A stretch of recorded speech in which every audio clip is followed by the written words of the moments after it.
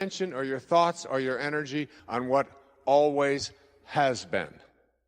If you put your thoughts or your energy on what always has been is what will continue to show up into your life. What always has been is the wake of a boat. Your life is a boat. It's heading up the river in that direction. And it's heading there at 40 knots.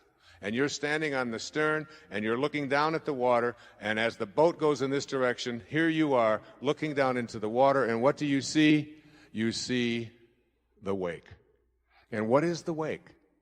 The wake is the trail that is left behind.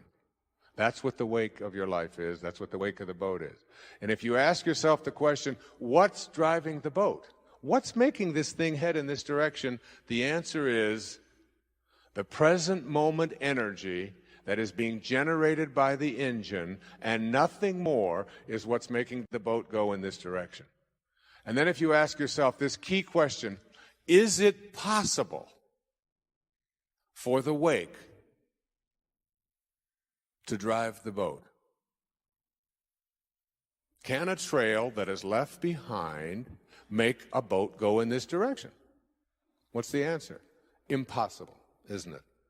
And so too is it impossible for the wake of your life, the trail that you've left behind, to be the reason why your life is going in this direction. It is not because of anything that has happened back here. That's an illusion that we live under.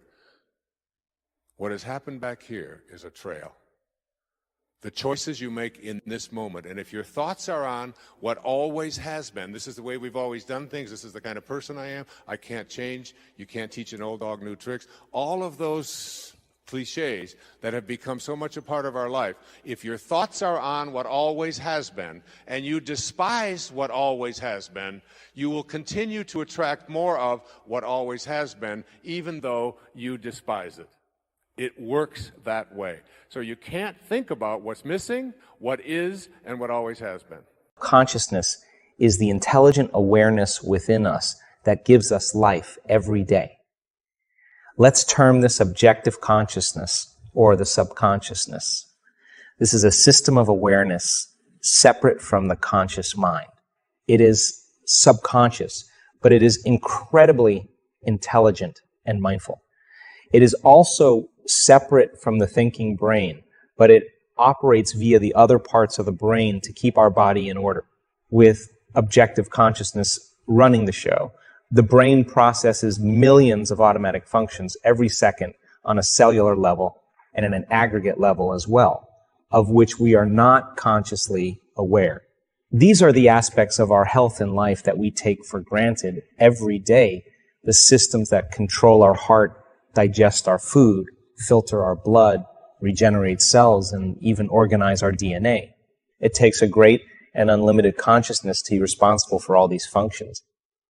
This objective intelligence knows so much more than what our personality self knows, even though we think we know it all.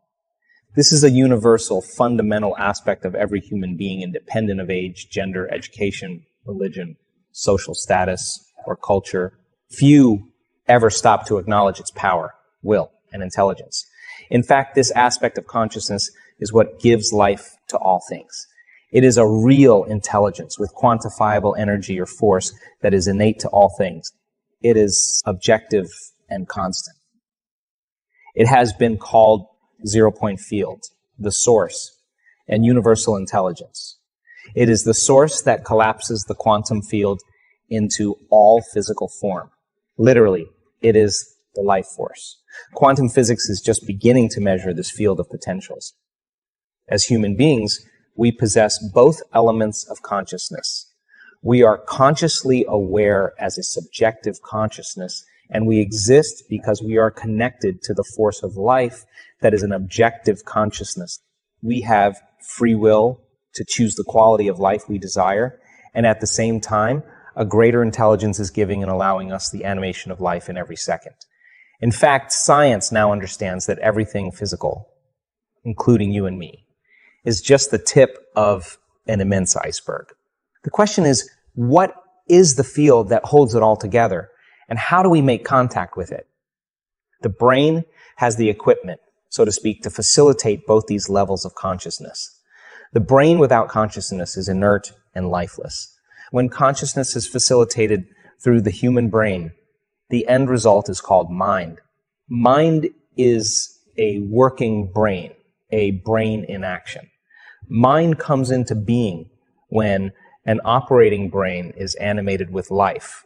There is no mind without the physical expression of life through a functioning brain.